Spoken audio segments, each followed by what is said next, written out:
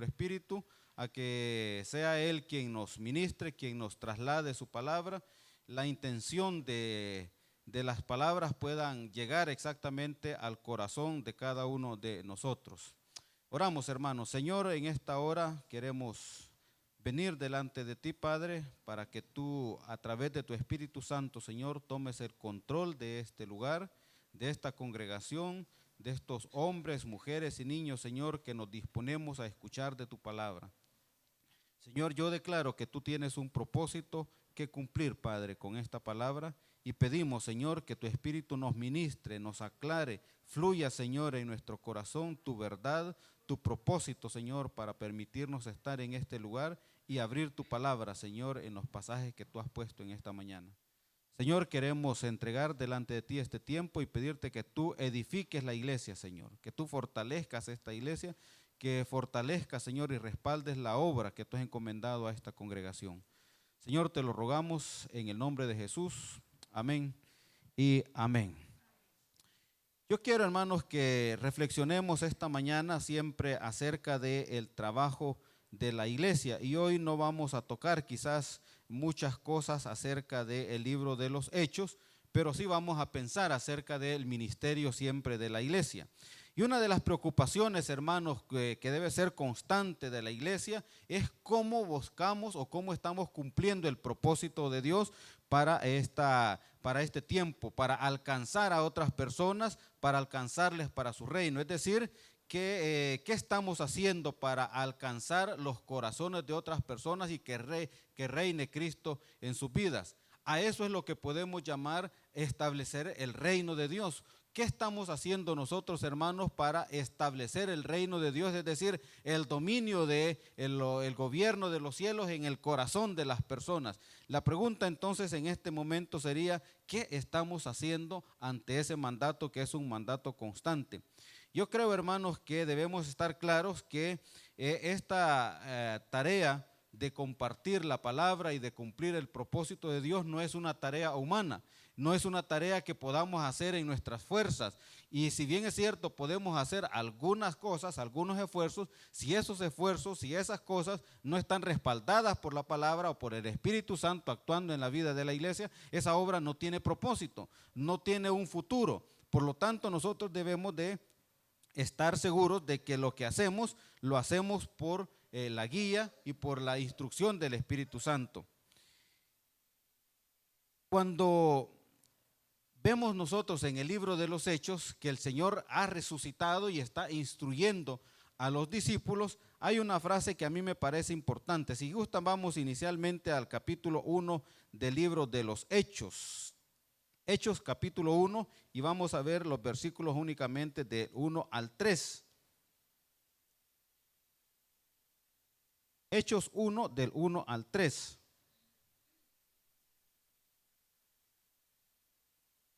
Y dice la palabra: en el primer tratado, Teófilo, hablé acerca de todas las cosas que Jesús comenzó a hacer y a enseñar hasta el día en que fue recibido arriba, después de haber dado mandamiento por el Espíritu Santo a los apóstoles que había escogido, a quienes también después de haber padecido, se presentó vivo con muchas pruebas indubitables, apareciéndoseles durante 40 días y hablándoles acerca del reino de Dios. Esta fue la capacitación que tuvieron acerca del reino de Dios. 40 días, hermanos. Se les estuvo apareciendo y estuvo mostrándose ante ellos y les estuvo hablando acerca del reino de Dios. Qué interesante, hermanos, que Jesús mismo despierta en la iglesia, en la iglesia que está surgiendo, el interés que conozcan el reino de Dios. Y hay para mí una muestra del reino de Dios en Mateo, o de lo que consiste el reino de Dios en Mateo capítulo 5, y todavía no vamos ahí, pero Mateo capítulo 5 en adelante hasta el capítulo 7 contiene básicamente lo que nosotros llamamos como el Sermón del Monte. Y es donde Jesús está dando instrucciones. Por ejemplo, dice: bienaventurados los pacificadores, porque dice serán llamados hijos de Dios. También instruye acerca del ayuno, acerca del divorcio, acerca de cantidad de cosas, y dice: esta es la política del reino. Esto es lo que debemos hacer para establecer el reino en la vida de las personas.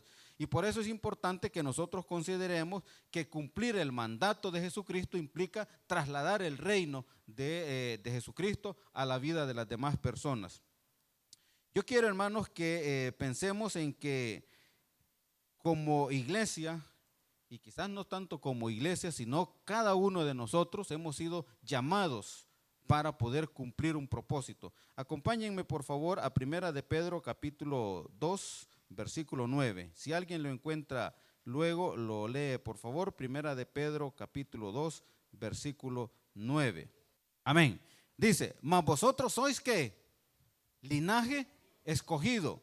Quiere decir que tiene usted cierta o mucha relevancia, porque cuando está hablando de un linaje está hablando de una estirpe.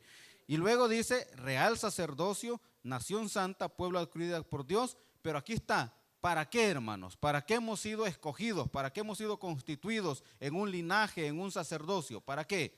Para anunciar las virtudes de aquel que nos llamó de las tinieblas a su luz admirable. El mandato es claro, hermanos. Tenemos que estar sabedores que hemos sido llamados para anunciar las virtudes de aquel que nos llamó. Mateo capítulo 28, versículos 18 al 20 dice, por tanto, id y predicad el evangelio a todas las personas, a todas las criaturas, a todas las etnias, a todos los grupos. Y he aquí yo estoy con vosotros todos los días hasta el fin del mundo. Ese es el mandato, hermanos. Por lo tanto, la reflexión debe de encaminarse a hacerse la pregunta, ¿qué tanto nosotros estamos cumpliendo ese mandato en esta mañana? Y el pasaje que yo quiero que vayamos a examinar, hermanos, quizás con un poco más de detenimiento, se encuentra finalmente en Mateo capítulo 10. Si me acompañan, por favor, al Evangelio de Mateo capítulo 10.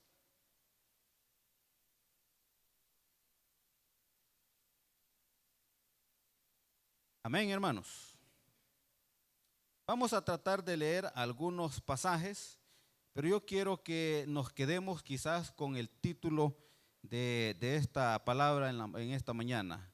Llamados, capacitados y enviados a cumplir la gran comisión. Llamados, capacitados y enviados a cumplir la gran comisión. Dice la palabra, entonces, llamando a sus 12 discípulos, les dio autoridad sobre los espíritus inmundos para que los echasen fuera y para sanar toda enfermedad y toda dolencia. Y luego el versículo 2 hasta el versículo 4 están relacionados o expresados los 12 apóstoles, que vamos a dejarlos ahí porque no es el punto en esta mañana. El versículo 1 ha dicho que entonces el Señor Jesús llamó a 12. Y si bien es cierto, no vamos a mencionar los nombres de los apóstoles, pero es importante tener en cuenta que el Señor ha pasado, por supuesto, un tiempo de oración, ha hecho milagros, ha sanado muchas personas y ahora se ha dado cuenta que la tarea es grande, porque fíjense, si ustedes van a Mateo capítulo 5, ¿cómo inicia capítulo 5 de Mateo? ¿Cómo inicia, hermanos? Viendo las multitudes, subió al monte y empezó a enseñarles el sermón del monte. Pero esta frase de que al ver las multitudes no es una frase nueva, no es una frase que de repente se le ocurrió al evangelista Mateo escribirla, sino que es una constante del Señor estar viendo las multitudes y está viéndolas a partir de las necesidades que puede ver como seres humanos. Allí en ellos ve aflicción, angustia, necesidades. Y por eso dice en un momento que las ve desamparadas como ovejas que no tienen pastor. Y lo importante es entonces que el Señor a partir del capítulo 10 dice entonces que llama a sus discípulos y de seguro les comparte, miren, veo una gran necesidad en toda esta multitud que nos sigue. Fíjense que a mí me parece interesante los movimientos políticos que están habiendo en este momento. Y uno, aunque no quiera meterse en la cuestión de tener alguna opinión política, necesariamente la realidad nos enseña algo. Usted va al meeting o a la reunión de un X partido y ve una cantidad de gente. y ve en otro partido otra cantidad de gente y ve en otra cantidad mayor. Pero el punto no tanto está en que quizás uno o el otro personaje tiene o no tiene fama o más o menos fama, o está más posicionado políticamente en este momento, sino que en el fondo la gente está necesitando un cambio.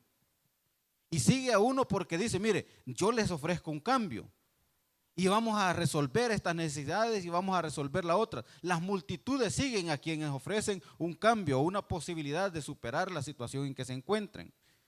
Y en este caso el Señor Jesús está llamando a los 12 apóstoles y dice, les dio autoridad sobre los espíritus inmundos para que los echasen fuera y para sanar toda enfermedad y toda dolencia. Yo creo que el Señor está viendo las multitudes precisamente a partir de las necesidades, pero también está viendo que es necesario enviar a otras personas a que puedan cubrir las atenciones de estas multitudes.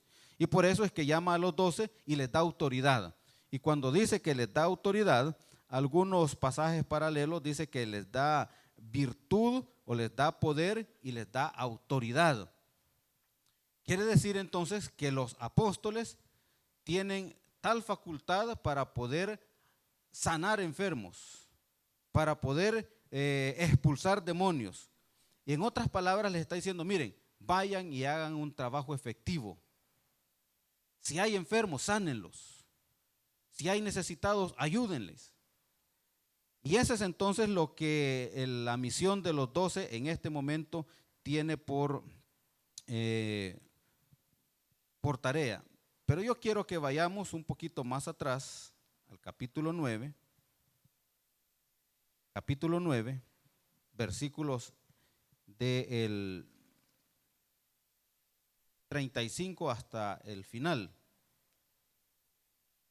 Y dice de nuevo que Jesús recorría todas las ciudades y aldeas enseñando en las sinagogas de todos ellos. Y fíjese que es interesante que dice que recorría todas las ciudades y todas las aldeas. Andaba casa por casa de seguro o aldea por aldea, cantón por cantón, colonia por colonia, enseñando en las sinagogas de ellos y predicando el evangelio del reino. ¿Cuál evangelio del reino? Aquel que pretende establecer el gobierno del cielo en la vida de las personas.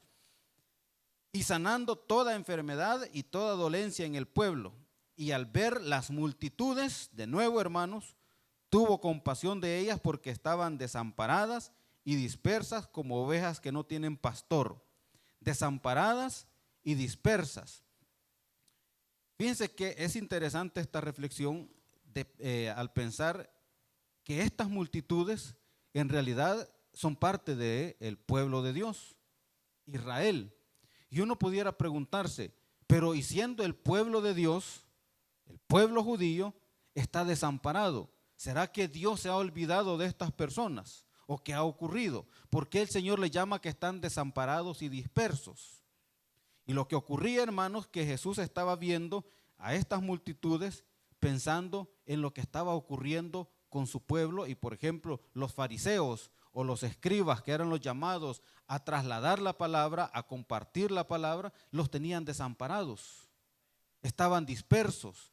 Pero no era porque la voluntad de Dios, sino por las circunstancias en que ha caído moralmente en ese tiempo o en ese momento Israel.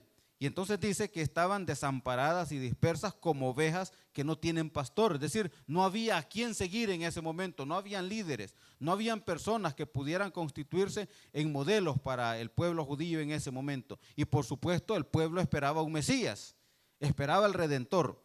Luego dice el versículo 37, entonces dijo a sus discípulos, a la verdad la mies es mucha, mas los obreros pocos. Y a partir de aquí, hermanos, considero yo que el Señor dice, ok, vengan ustedes 12, vean la multitud, la mies es mucha y los obreros son pocos. ¿Y quién era el obrero en ese momento? El Señor Jesús y los 12. Entonces les dice, mire, vengan, hagamos un plan. A ustedes les voy a dar autoridad para que vayan y expulsen demonios, sanen enfermos. Y luego dice, a la verdad la mies es mucha, mas los obreros pocos. Rogad pues al Señor de la mies que envíe obreros a su mies. Y entonces dice el versículo 1 del capítulo 10, llamando a los 12, les dio autoridad sobre los espíritus inmundos para que los echasen fuera y para sanar toda enfermedad. Es a partir, hermanos, de ver las necesidades humanas que el Señor Jesús va y llama a los discípulos. Ahora yo me pregunto, hermanos, ¿cómo estamos nosotros viendo a nuestra sociedad? Si tan solo, hermanos, nosotros nos atreviéramos a levantar nuestra mirada quizás y a enfocar las necesidades humanas y de nuestro pueblo, veríamos que existen las mismas necesidades que el Señor vio en aquel momento. Si uno puede pensar en este tiempo, pudiéramos ver el drama humano con que nos desenvolvemos a diario. Por ejemplo, no es extraño a nadie la gente yéndose del país. Puede ser que tengan motivaciones políticas, cualquier cosa, hermanos. Pero si alguien, como decían cuando empezaron a salir estas caravanas de otros países de Centroamérica, alguien les está pagando para que vayan. Pero si alguien les está pagando es porque tienen necesidad de recibir un dinero. Y dijeron, aunque sea X cantidad, si es así, pues nos vamos. O si no es por dinero, están buscando una necesidad que resolver afuera. Y ahora dicen, vamos hasta Canadá, porque Canadá hay menos población y más posibilidades. Eso es un drama humano, hermanos. Y la gente está yéndose con sus niños. Una mujer aquí en el monumento, ahí a Salvador del Mundo, sentada ahí con sus 2 hijos y dice, no los podemos dejar, tenemos que llevarlos. Los cultivos se secaron. Ese es un drama, hermanos. La pobreza, hermanos, pero no la pobreza intencional, sino la pobreza que nos llega por falta de oportunidades, por injusticias, por nuestro propio sistema. Hay necesidad ahí, pero también hay injusticias, hay desigualdad, desintegración familiar, pérdida de valores y respeto a la vida, violencia, hermanos. Y cada quien hace lo que mejor le conviene ahora. Eso es un drama humano y la pregunta es cómo estamos nosotros viendo hacia ellos. Si estamos o no cumpliendo la gran comisión o estamos cómodamente sentados en una iglesia. Y cuando digo esto no me refiero solo a ustedes, sino a otras personas. Y fíjense qué interesante, hermanos, les comparto el impacto que podemos tener cuando predicamos y cuando llevamos el mensaje a otros lugares. Un día de estos me encontré con alguien que ustedes recuerdan, yo lo hago con mucho cariño, a alguien conocido socialmente entre nosotros como Coco. ¿Se recuerdan Coco? A Noé, David. Me lo encontré un día de estos en Zacatecoluca y me dijo, ¿verdad que estás predicando en la iglesia? Sí, les estamos compartiendo 4 ahí, hermanos. Es que te vi en el Facebook. Yo digo, si él nos vio, alguien más nos está viendo. ¿Por qué no ocupamos los medios, hermanos, para poder compartir y llegar a las necesidades de otras personas?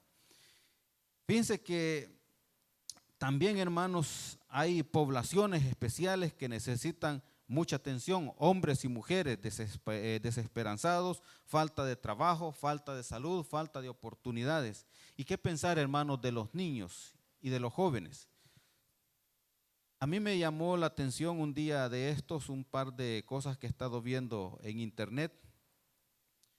Y yo quiero que reflexionemos un poco. ¿Ustedes saben qué es la comunidad LGBTI?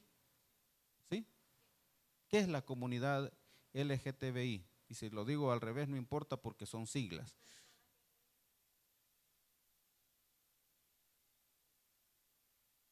¿Ok? Esta comunidad exactamente es eso. LGBTI significa lesbianas, gay, bisexuales, transexuales y los indefinidos. Y esta comunidad, hermanos, está siendo integrada por nuestros jóvenes, por nuestros niños. Y nos quejamos y a veces nosotros mismos rechazamos a alguien que venga y que entre con alguna identidad sexual distinta. En lugar de decirle, vení, te vamos a enseñar que si bien es cierto te aceptamos, pero eso es pecado. Y nosotros no estamos viendo hacia allí, hermanos. Fíjense que hay una persona, no recuerdo ahorita el nombre de esta persona, una mujer colombiana que ejerció la prostitución, según el testimonio de ella, y se convirtió. Y estuvo perseverando por 25 años, según lo que dice el testimonio. Pero llegó un momento en que subió un video y dijo: ya no más quiero ser cristiana, renuncio a la iglesia. Y vinieron gentes y empezaron a calificarla y a señalarla, pero sin antes haber escuchado el testimonio, y dijo: renuncio y salgo de la iglesia porque aquí me hacen bullying. Todo el tiempo me siguen señalando que fui una prostituta, que fui una prostituta. Los pastores me persiguen, me hacen insinuaciones, me hacen proposiciones. ¿Y dónde está entonces, hermanos, el cumplir la gran comisión a esas personas con grandes necesidades? Hay niños que están siendo violentados, que están siendo abusados. Y nosotros nos quejamos en la iglesia porque no hay niños y no hay escuela dominical, pero no nos atrevemos a ir a traer los niños a las comunidades. Pero los niños están allí, hermanos. Los niños están allí esperando que alguien… Fíjense que yo tengo un pensamiento que detrás de todo niño siempre viene una familia. Y aunque esto pudiera parecer como una manipulación, pero es interesante este pensamiento. Detrás de una pelota puede venir un niño. Tráigale y dígale: mira, vamos a la iglesia y vamos a tener un partidito de fútbol. Vienen, hermanos. El viernes, y lo comparto quizás en público y tal vez lo conversamos con Richard, me decían los hipotes de las células: mira, ¿y por qué no hacemos un torneo? Y vamos y invitamos a otros niños. Y ahí en el colegio evangélico prestan la cancha $1 por cipote. ¿Por qué no invertimos en eso, hermanos? Pero quizás entonces nosotros estamos siendo los propiciadores de esta comunidad LGBTI, porque ni siquiera estamos yendo hacia ellos. Yo quiero compartirles este video, si tenés listo ahí, Oscar, este video. Pongámosle atención, hay una tremenda verdad en este pastor que comparte esta reflexión. Seguimos en medio de la locura, ¿eh? El colectivo LGTB insiste en imponer ideologías como si fuesen realidades, y una ideología no es una realidad más que para el que la cree. Así como mis ideologías no son una realidad para vos, las tuyas no son una realidad para mí. ¿Sabés cuál es la diferencia? Que yo no le puedo imponer las ideologías a tus hijos, porque en términos generales ustedes no tienen hijos, porque las lesbianas no pueden reproducirse entre sí y los homosexuales no se pueden reproducir entre sí. Entonces, salvo que tengas una relación heterosexual, no podés reproducirte. Entonces yo a tus hijos no le puedo enseñar mis ideologías. Entonces, ¿por qué vos le tenés que enseñar tus ideologías a los míos? La pregunta es: ¿por qué no se van todos a vivir a una isla? En una isla LGTB, donemos la humanidad que done un lugar maravilloso, paradisíaco en el mundo, LGTB, y váyanse ahí. Total, sabemos que en un par de años esa isla va a estar desierta, porque como no se pueden reproducir, no van a tener manera de poder seguir habitándola por mucho tiempo. Entonces les donamos ese espacio, les podemos hasta construir una ciudad que disfruten de todo hasta que se mueran. Porque la verdad es que, decime, ¿cómo piensan? ¿Cómo creen que la humanidad llegó hasta donde llegó? ¿A través de qué? ¿De las relaciones homosexuales o heterosexuales? Y te voy a decir algo, no tengo problema en que vos hagas lo que quieras con tu sexualidad. Si vos sos un perverso o una perversa, es un problema tuyo. Si vos querés desobedecer todas las normas de convivencia a través de las cuales la humanidad llegó a donde está, es un tema tuyo. Te voy a respetar, te voy a tratar bien, te voy a compartir los espacios con vos. No tengo ningún problema de índole personal. ¿Sabes cuál es el problema que tengo? Que vos quieras imponerle tus ideologías a mis hijos, que vos le quieras enseñar que lo que vos vivís y lo que vos experimentás, eso lo tienen que experimentar mis hijos, porque empezaron pidiendo derechos, pero lo que quieren en realidad no son derechos, son privilegios, porque mis ideologías no se pueden enseñar en las escuelas, las tuyas querés que se enseñen, porque mis pensamientos no se dan a conocer por los medios masivos de comunicación, pero los tuyos pretendés que se den a conocer, y si alguien no lo hace, entonces es un homofóbico, es un dinosaurio, es un anticuado, es esto, es aquello y es lo otro. te voy a decir algo. Hay un grupo, gracias a Dios, mayoritario de personas, de seres humanos, que creemos en la familia. ¿Sabes por qué creemos en la familia? Porque si no, vos no tendrías a quién apuntar, porque vos no tendrías chicos a quién apuntarle. Porque a los hijos a los que ustedes le apuntan con toda su perversión son nuestros hijos, los que supimos concebir con familias formadas de esa manera que ustedes dicen que no existe, que está mal. Esa familia de patriarcado que ustedes critican, esa es la familia que tiene hijos a los cuales ustedes quieren convertir a la perversión de ustedes. Porque lo que ustedes practican, perdónenme muchachos y chicas, o chiques como ustedes quieren que les digan, eso es una perversión. Quieren imponer un lenguaje inclusivo. Aprendan lenguajes de señas si quieren aprender lenguaje inclusivo. No cambien vocales estúpidamente, porque eso no tiene nada de inclusivo. Yo le doy gracias a Dios que somos muchos los que todavía creemos en las familias. Y esto no tiene que ver para nada con un pensamiento religioso, porque hay personas que van a compartir este video y que no tienen para nada la misma creencia que yo en Dios o de la manera en la que yo creo e interpreto a Dios. Pero ¿sabes en lo que creemos? En que la humanidad hay una sola forma que se sostenga, y es a través de las familias convencionales y tradicionales. Entonces, si ustedes, señores, señoras, señoritas, o como quiera que les llamen, del movimiento, del colectivo LGTB, quieren seguir viviendo de esa manera, adelante, felicitaciones, hagan con su vida lo que quieren, pero no les vamos a permitir que se lo impongan a nuestros hijos. Y si algún gobierno corrupto de turno quiere hacer lugar al pensamiento de ustedes, sepa ese gobierno de turno que va a tener una clara oposición. ¿Qué les parece, hermanos? Tener una palabra de autoridad.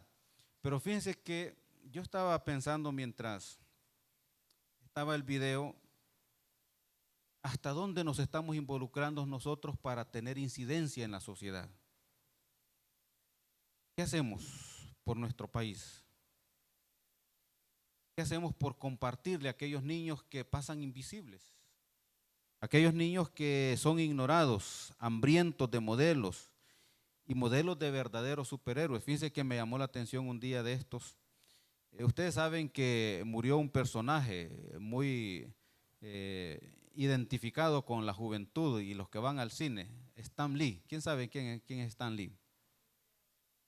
El creador de Marvel, o sea, una secuela de superhéroes y todo eso. Y hubo un pensamiento que me llamó la atención.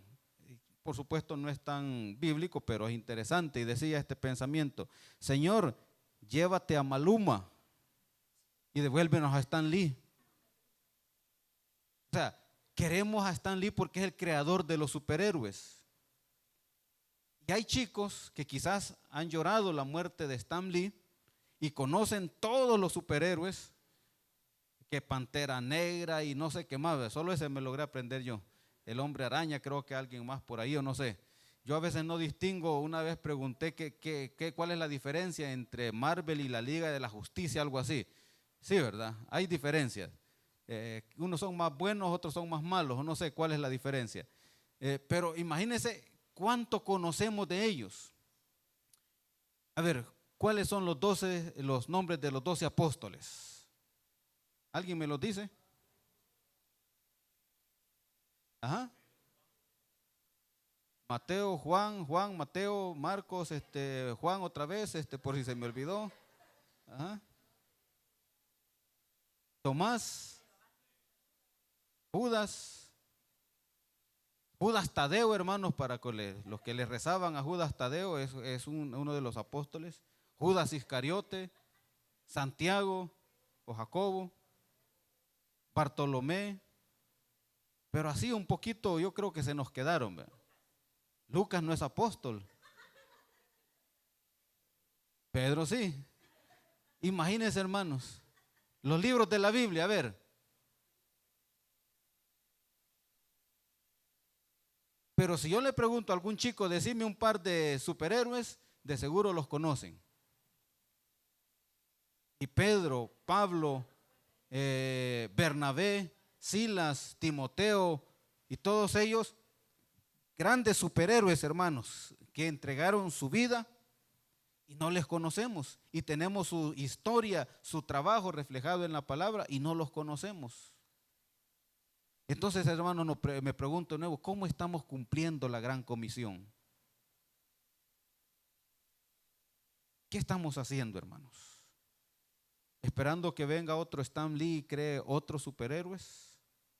Fíjense que este país, hermanos, el evangelio también está sentado o basado en el esfuerzo y el sacrificio de hombres y mujeres que entregaron sus vidas.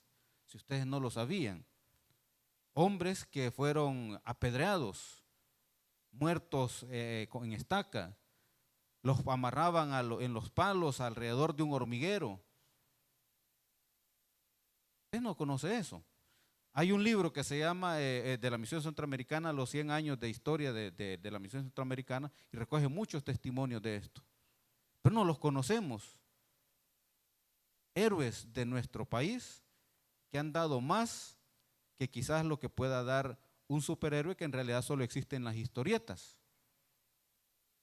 Yo les he contado un día que una vez una persona llegó detenido a un tribunal porque había lesionado a un niño, pero lo lesionó porque fue una reacción que él tuvo porque el niño creía que era el hombre araña y se le lanzó con patada, como dicen, ¿ve? Ese es el modelo del niño. Entonces, hermanos, este es el contexto que creo yo que Jesús les planteó a sus discípulos y les dijo, vean las necesidades que tenemos entonces en cada uno de ellos.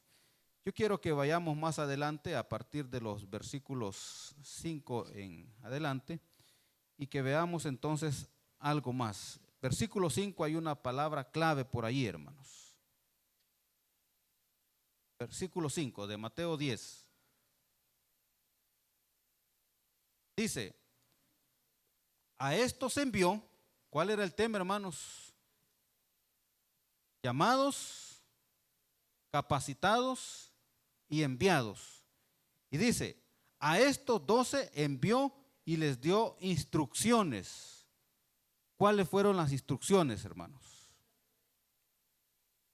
Fíjense que este pasaje, según los estudiosos, contiene al menos 3 tipos de instrucciones. La primera, que va de los versículos del 1 al 15, que contiene la dirección para la misión, una misión breve y local como la que el Señor les estaba planteando en ese momento, respecto a los lugares que tenían que ir, las obras que tenían que hacer, la manera en que debían de conducirse y el mensaje, por supuesto, que deberían dar. Si nos detenemos en esos 4 puntos, encontramos lo siguiente. Vamos a leerlos. Dice, a estos 12 envió Jesús y les dio instrucciones diciendo, por camino de gentiles no vayáis y en las ciudades de samaritanos no entréis. El Señor le está diciendo, vayan a un lugar específico. Y cuando está hablando acá de los gentiles y de los samaritanos, no es que el Señor esté excluyendo a alguien. Lo que pasa es que hay un propósito, hay un plan de Dios, hay un programa de Dios que está previsto y que está en este momento siendo parte de esta misión.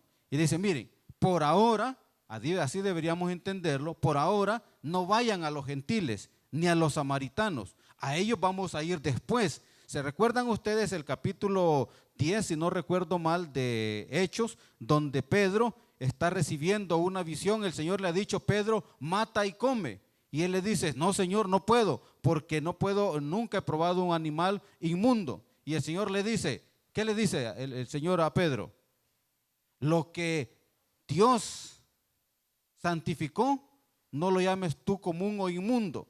Y lo que le estaba diciendo, él lo estaba preparando para ir a la casa de Cornelio, un centurión romano, gentil, para abrir las puertas del evangelio, hermanos. Entonces no es que el Señor esté excluyendo a los gentiles o a los samaritanos. Los samaritanos eran una mezcla de otros pueblos que habían llegado y que habían encontrado lugar en el espacio donde habían salido las 10 tribus y se mezclaron entre judíos y por eso eran aborrecidos porque consideraban que su raza se había contaminado. Pero el Señor les dice, miren, por ahora ustedes no vayan a los gentiles ni a los samaritanos, vayan a los hijos de Israel, al pueblo de Dios. Pero si tomamos esto de manera que podamos aplicarlo, pudiéramos entender que el Señor sí nos permite ir a diferentes lugares. Vayan a un lugar, prediquen la palabra ahí donde están. Ahora la pregunta es, ¿Y nosotros a dónde estamos yendo?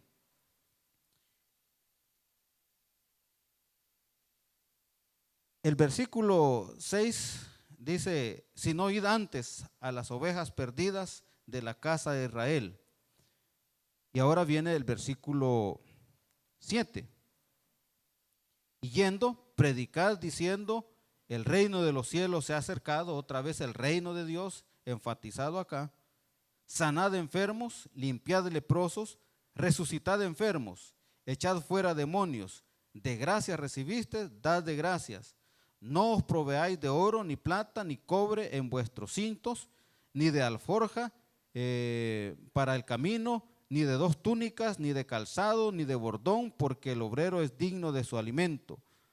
Mas en cualquier ciudad o aldea donde entréis, informaos quién en ella sea digno, posad ahí hasta que salgáis, y al entrar en la casa saludarla, y si la casa fuere digna, vuestra paz vendrá sobre ella, mas si no fuere digna, vuestra paz se volverá a vosotros.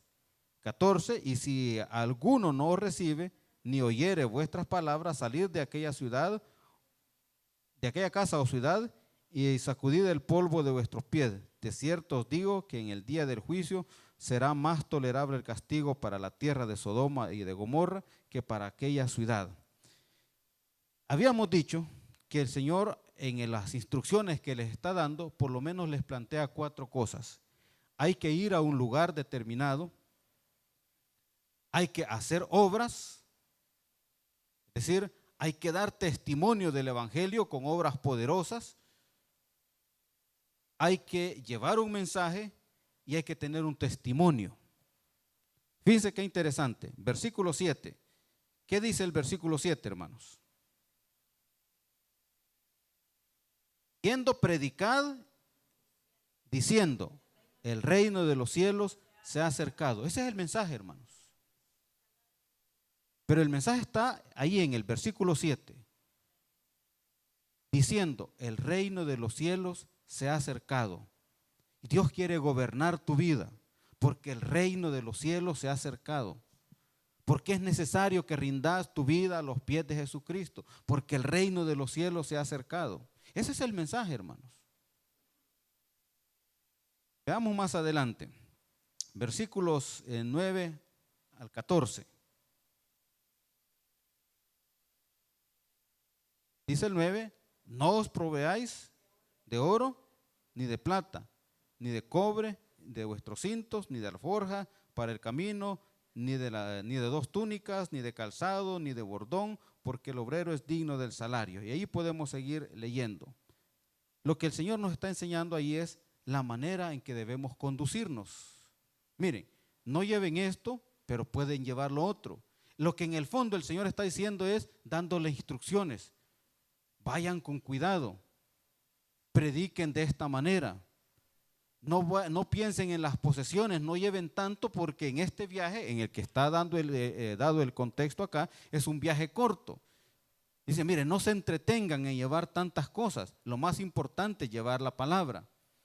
Pero lo que el Señor le está diciendo, ustedes deben de ir de alguna forma a los lugares donde hay que compartir la palabra. Yo creo que es importante que podamos pensar en cómo estamos cumpliendo nosotros esta parte. Pero también hay una parte interesante allí, el versículo 8, si regresamos, y allí es donde la hermana Delmi decía, sanad enfermos, limpiad leprosos, resucitad muertos, echad fuera demonios, de gracias recibiste, dad de gracias. Lo que está diciendo, mire, van a encontrar grandes necesidades, gente enferma, gente que necesita. Fíjense que yo tengo, y lo confieso públicamente, una deuda moral con un amigo. Alguien me llamó un día y me dijo, fíjate que fulano está bien enfermo, sería bueno que lo visitaras, y no lo he ido a visitar, hermanos. Y yo puedo llegar y decirle, Dios te ama, y orar por él. Y la pregunta a nosotros, hermanos, ¿qué estamos haciendo? ¿Cuántos tenemos a nuestro alrededor que tienen una necesidad? Y el Señor le ha dicho, miren, vayan y vean que de seguro van a encontrar enfermos, van a encontrar endemoniados, van a encontrar gente que tiene alguna situación difícil, complicada. Yo a los chicos a veces cuando tenemos ahí en las células les pido siempre, ¿hay alguna necesidad por la que quieran que oremos? Yo sé que los hipotes son un poco cerrados en ese punto y no, todo está bien. Pero les pregunto, ¿alguien dentro de tu familia toma? Sí, sí, sí, mi tío, mi papá, mi abuelo. Hay una necesidad, hermanos. Entonces tenemos claro, el Señor les ha dicho, vayan a los lugares específicos, lleven un mensaje concreto. Fíjense que cuando hablamos de un mensaje concreto, hermano, a veces nosotros nos hemos limitado a comprar o tener un tratado y entregárselo a la gente. Tome, léalo, Dios le ama. Y eso no es evangelizar, hermanos. Evangelizar es compartir las buenas nuevas del Señor, decirle a la gente que son pecadores y que necesitan arrepentirse y que hay un Salvador que puede perdonar su vida. Eso es el evangelio. O eso es lo que deberíamos compartir. Posiblemente, hermano, yo no dudo que el Señor pueda hacer la obra a través de entregarle un tratado a una persona y sea el medio que ocupe. Pero la iglesia debe de ser claro que el compartir la palabra es dar testimonio de lo que Él ha hecho en nuestra vida y decir lo que dice la palabra. Pero fíjense, hermanos, ¿cuántos estamos involucrados en las células? Solo hay una célula funcionando prácticamente aquí arriba y una célula aquí abajo en mi casa. 2 células. Y queremos crecer, hermanos. Pero no nos esforzamos. Porque pensamos, mi casa es muy pequeña. ¿Saben que en mi casa se reúnen solamente 2 personas? La mamá de Gabriel y la mamá de Reina, que hoy no ha venido. Y para mí es importante, hermanos, que 2 personas estén allí. Posiblemente anhelemos más. Y quizás usted tenga más personas a su alrededor. Pero ¿por qué no abrir una casa para bendecir a otros? Y no necesita, hermanos, la palabra aquí nos dice, miren, no lleven bastón, no lleven tantas cosas. ¿Sabe que a veces solo les ofrecemos un café?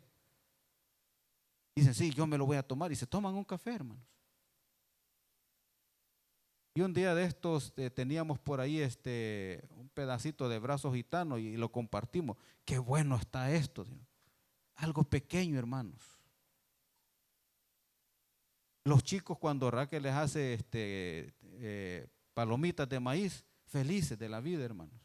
Y hasta hacen concursos, abrir la boca, ¿ves? Y se los tiran así, ¿ves? Felices, hermanos. ¿Y cuánto se gasta en hacer palomitas, hermanos? Y la bolsa creo que vale $1, ¿verdad? No sé cuánto vale. O $3, no sé. Y esa bolsa nos da para cantidad de cosas.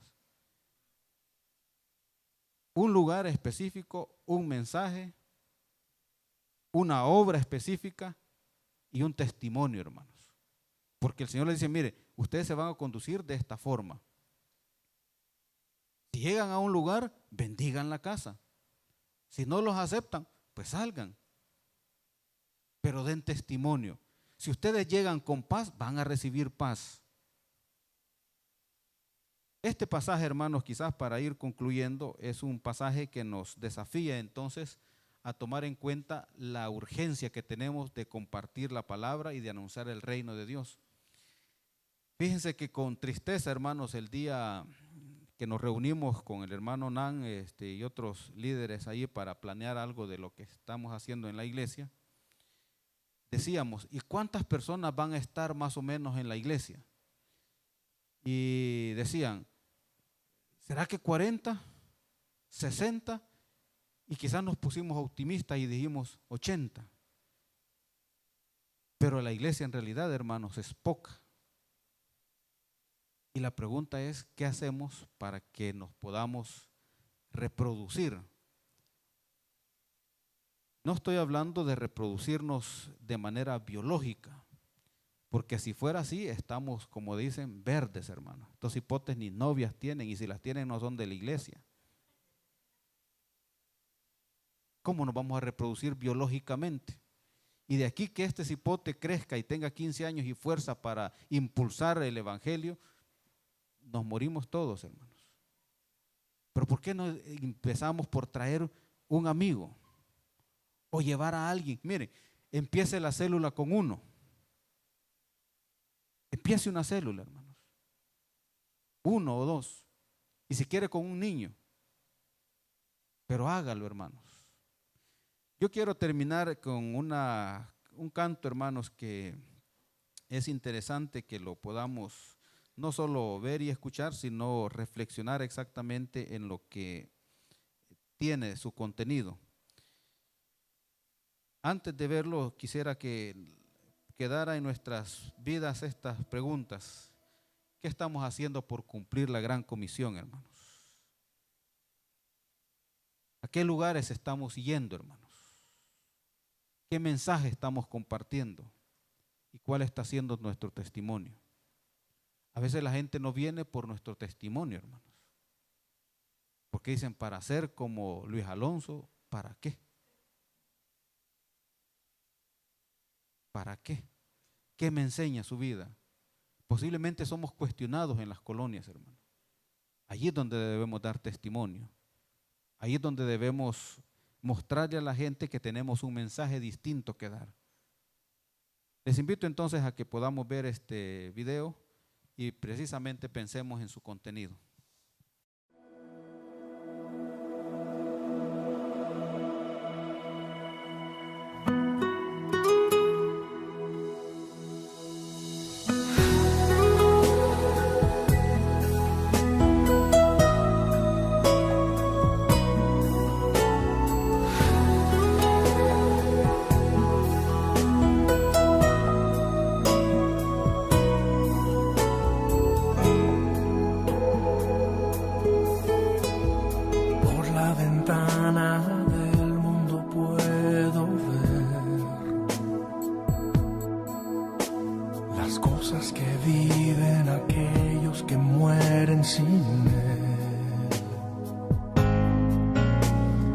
Es cuando pienso que yo no puedo callar, ya más llevaré su verdad.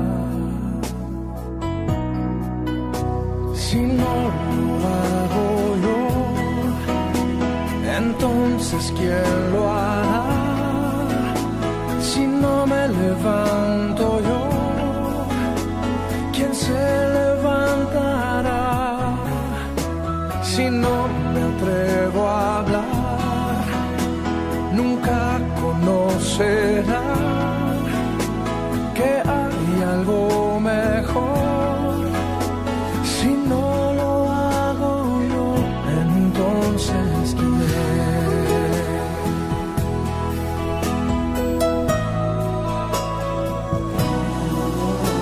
Paseándome por las calles yo puedo ver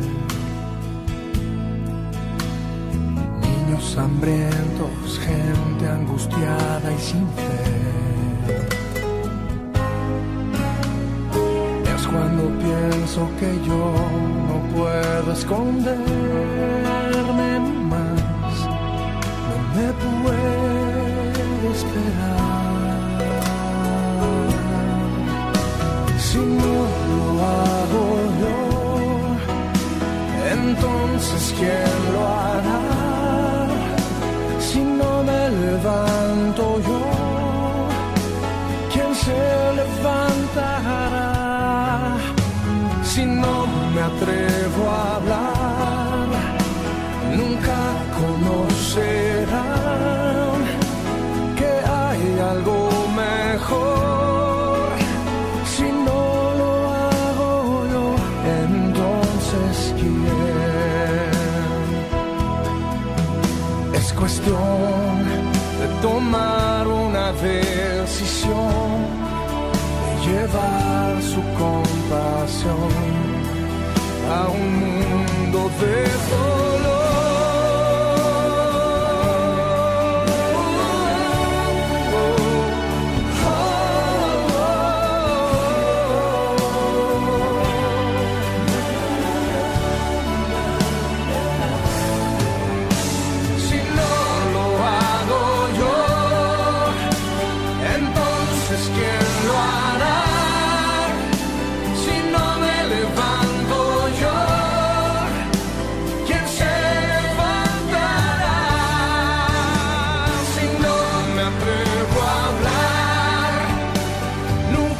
Conocerá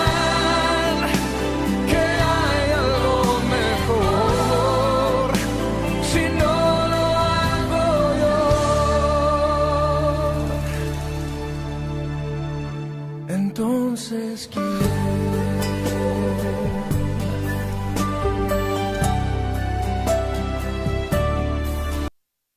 Oramos, hermanos. Padre, gracias por esta mañana, porque tu palabra, Señor, nos enseña, nos desafía a que podamos ir, Señor, y compartir tu palabra. Señor, yo te ruego que nos impulses, nos empujes, Señor, a cumplir la gran comisión.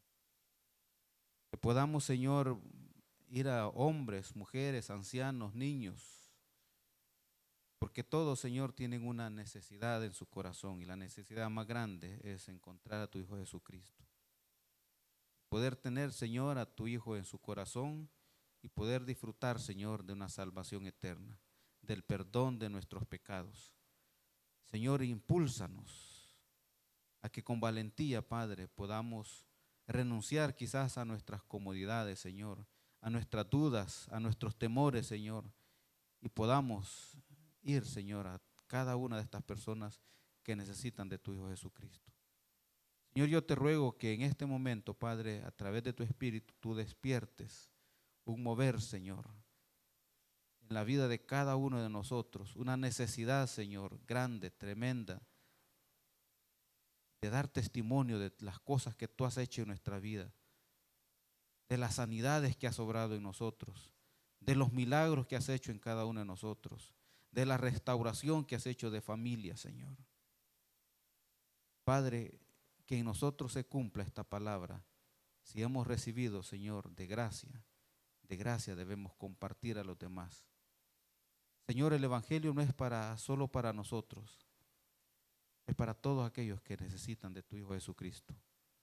Yo te ruego, Señor, que tú toques el corazón de los que estamos en este lugar, Señor, y si hay un compromiso en este momento en la vida de cada uno de nosotros, Señor, tómalo y prospera, Señor, la obra en medio de tu pueblo.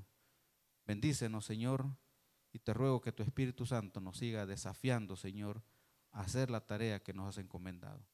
En el nombre de Jesús, amén y amén. Señor les bendiga, hermanos.